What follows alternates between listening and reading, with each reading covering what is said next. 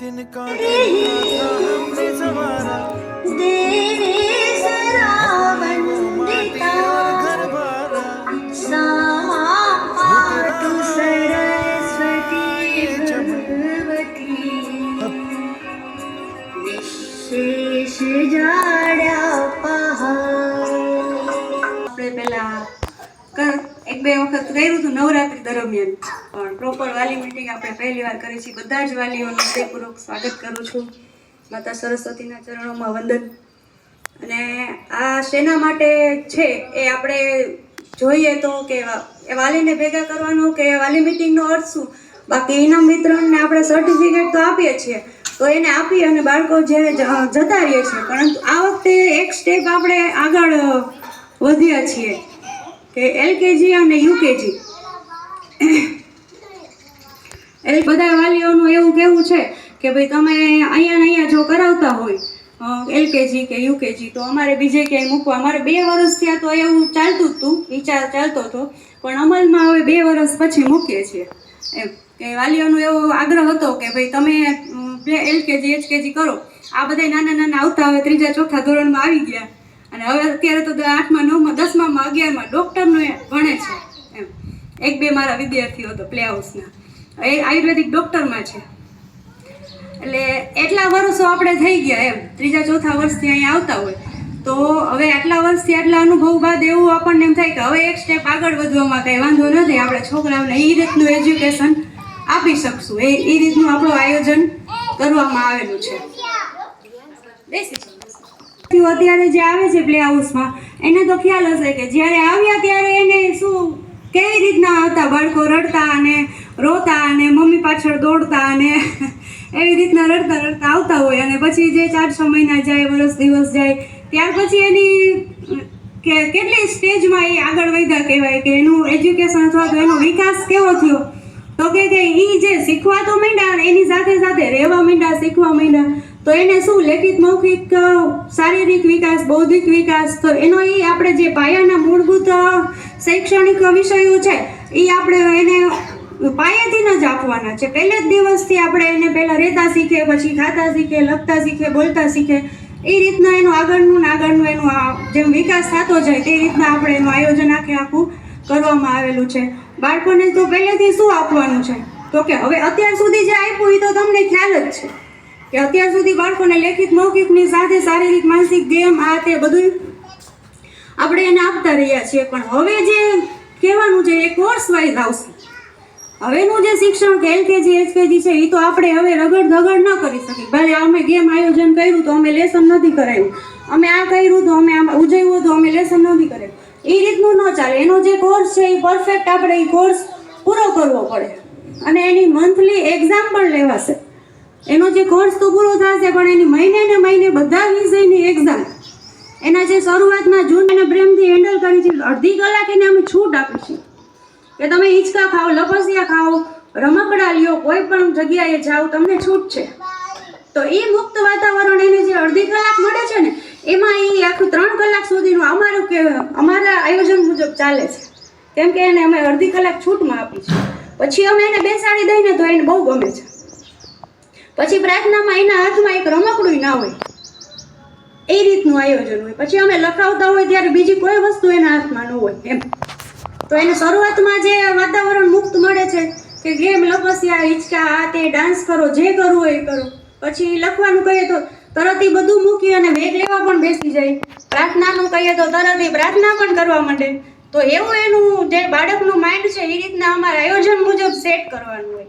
તો એ મુકાવી દે છે ત્યાર પછી બુક લેવાની ત્યાર પછી પ્રાર્થનામાં બેસવાનું, એટલે એ રીતનું આયોજન બાળકનું માઇન્ડ પણ એ રીતના ઘડાઈ ગયું છે। તો પ્રાર્થનામાં આપણે શું કરાવીએ છીએ કે પ્રાર્થનામાં બાળકના જે સ્થિરતા આવે, જે સ્થિરતા છે એ જરૂરી છે। એના માટે એને સ્થિતિમાં બેસાડીએ, માનો કે હાથ જોડેલા, આંખું બંધ, પછી એને આંખું ખોલવાની જ નહીં, નામ લઈને કહેવાનું કે આંખું બંધ કરો, તો એને એ ખ્યાલ આવશે કે પ્રાર્થના કેમ કરે। તો એ ઘરે જઈને કહેશે કે ભાઈ આવી રીતના પ્રાર્થના કરાવે અમારા ટીચર, આખું બધું બોલે પણ છે। ડેઈલીના 5 શ્લોક એને સમજાય કે ન સમજાય પણ આપણે 5 શ્લોક બોલાવીએ। એમાં આપણે તો ગુરુ વંદના છે, સરસ્વતી વંદના છે, શિવ વંદના, ગણપતિ વંદના, આવી રીતના 5 શ્લોક એને બોલાવવાના છે. તો એ દરરોજના 5 શ્લોક, ધૂન, ભજન, હનુમાન ચાલીસા અઠવાડિયામાં 2 વાર, અને ધૂન, ભજન, ફળ, ફૂલ, શાકભાજી, કલર્સ, પ્રાણી, પક્ષી, અંગોના નામ, કેટલા અંગો, કયા અંગો, એના નામ બોલો. તો એ બધું બોલાવવાનું, એ બધું શીખવવાનું. બોલે એટલે એને બધું કરેક્ટ કરવાના, જે નથી બોલતા આડાવડા એને બોલતા કરવાના. જે બાળક વધુ શાંત છે એને એક્ટિવ કરવાનું, અને જે એક્ટિવ છે એને થોડુંક લેવલમાં લેવાનું. અમુક બાળક વધારે ચંચળ છે તો એને પછી એ રીતના છે. તો એવું નથી કે આપણે એને અહીંયા અટકાવી રાખ્યા છે કપો ઘૂંટાવામાં ને એકડા ઘૂંટાવામાં, એને આગળ પણ આપણે લીધા છે, વૈધા છે. તો એટલે જ એમ કહે કે અહીંયા ને અહીંયા જો આ બાળક આટલું શીખતું હોય તો KG1 KG2 માં તો કેટલું શીખે. માત્ર પ્લે હાઉસમાં રહી રમતા રમતા ખાલી એ શબ્દો વાક્ય સુધી પહોંચી શકતા હોય તો એ બાળક પછી આગળ જતા તો એને ઘણું બધું પહેલામાં આવે એના માટે એ પૂરેપૂરું સક્ષમ થઈ જાય એટલી તૈયારી આપણે એને કરાવવા માંગતા હોય. અને મારું તો એટલી હદ સુધી તૈયારી છે કે જે આપણી અહીંની ફી છે ને એ મારી બધી સર્ચ કરીને જે હાઈ લેવલની સ્કૂલ છે ને એ બધાનું હું જોઉં, સાંભળું, સર્ચ કરું અને પછી એ એક્ટિવિટી હું અહીંયા કરાવું છું. કે ક્યાંય હું એવું ન કહી શકું કે એમ મારામાં એટલે મીન્સ કે આપણી એક્ટિવિટી ક્યાંય નથી થતી. અમુક તો મારી પોતાની જ હોય, જેમ કે ગેમ વીક છે, વોટર એક્ટિવિટી વીક છે, આ બધી ક્યાંય થતી નથી. ગેમ સ્પોર્ટ્સ ડે હોય પણ સ્પોર્ટ્સ વીક આખું હું તો કરાવું કે આખું અઠવાડિયું રમો, તમને નવી ગેમ જાણવા મળે, બાળકને આવવાનો ઉત્સાહ વધે. કે ઓમ એક માન કરીને રોતું આવતું હોય ને જે દિવસે જે એક્ટિવિટી હોય ને તે દિવસે તો મમ્મીને પણ એમ કે હાલને જલ્દી મોડું થાય છે. એટલે આવી રીતના બાળક છે એ હસતું દોડતું પ્લે હાઉસમાં આવે. એ રીતનું આપણું આયોજન છે કે એને જે આવવાનો ભણવાનો ઉત્સાહ થવો જોઈએ. જો આપણે રોજ કંઈક નવું એને આપશું ને તો એને આગલા દિવસે કહ્યું હોય કે આજે તો અમે આખું વર્ષ છોકરાઓ યાદ કરે છે કે ટીચર આપણે કાનો બન્યા હતા, આપણે મટકી ફોડી હતી, અમે હનુમાનજી બન્યા હતા, રામ બન્યા હતા. દરેક બાળકને પૂછશો એટલે દરેક બાળક એમ કહેશે કે હા આપણે રામ ભગવાન બન્યા હતા, હનુમાન બન્યા હતા. એટલે આ રીતનું એનું માઇન્ડ છે એને આપણે સેટ કરવાનું છે. એ પોતે જે બનશે એ એને યાદ આવશે. તો એ તહેવારોની ઉજવણી, એનું જ્ઞાન એને આવા વેશભૂષા દ્વારા 15મી ઓગસ્ટ, 26મી જાન્યુઆરી ઉજવશે. એટલે એ રીતનું એનું આયોજન આપણું છે કે બાળકને દરેક જાતનું જ્ઞાન. વિજ્ઞાન દિવસ ને બાળકોને કાંઈ લેવા દેવા ન હોય 3 વર્ષ તો આપણે બોલીએ એવો તો એને પ્રયોગ કરાવીએ, બરણી લેવાની, એમાં તરે અને ડૂબે એવી વસ્તુ આપણે સુધી પહોંચી જાય કે આજે અમારા છોકરાએ અહીંયા આ ગેમ રમી. વર્ષનું આયોજન જ એ રીતનું વીકનું. 2 દિવસ લેખિત, મૌખિક, તો લેખિત તો પછી અઠવાડિયું ટાઈમ મળે છે.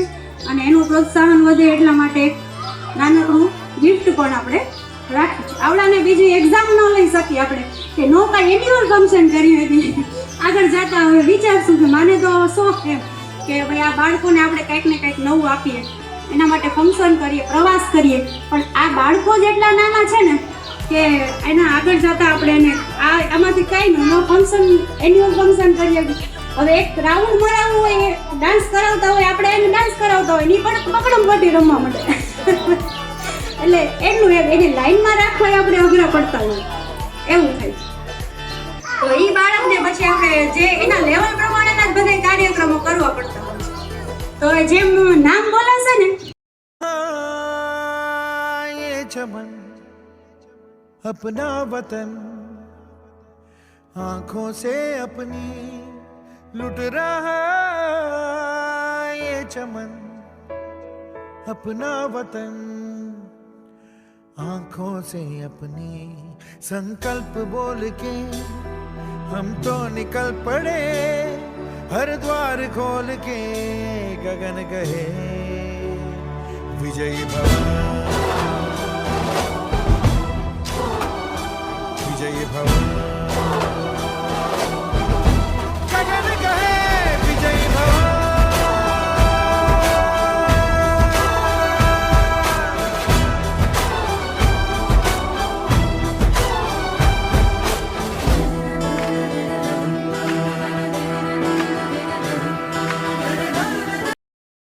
જય શ્રી કૃષ્ણ સર્વે વાલી મિત્રોને. વાત કરીએ પલ્લવીબેનની તો 1 વર્ષથી એમનો પરિચય છે. એટલે ખૂબ જ સરસ એમનો સ્વભાવ છે, એકદમ કોઓપરેટિવ છે અને એક્ટિવિટીઝ એ જે કરાવે છે એના માટે હું કહું તો લાલપુરમાં મારા ધ્યાન મુજબ બીજે ક્યાંય આવી સરસ એક્ટિવિટીઝ કરાવવામાં આવતી નથી. બહુ જ સરસ બાળકોનું ઓવરઓલ ડેવલપમેન્ટ અહીંયા જે થાય છે એ બહુ જ સરાહનીય છે અને I would like to thank Pallavi ma'am કે બહુ સરસ તમે કરાવો છો અને આગળ પણ આવું સરસ તમારું આયોજન અમને નિહાળવા મળશે એવી આશા સાથે. Thank you. आँखों से अपने संकल्प बोल के हम तो निकल पड़े हर द्वार खोल के गगन कहे विजयी भव विजयी भव गगन कहे विजयी भव.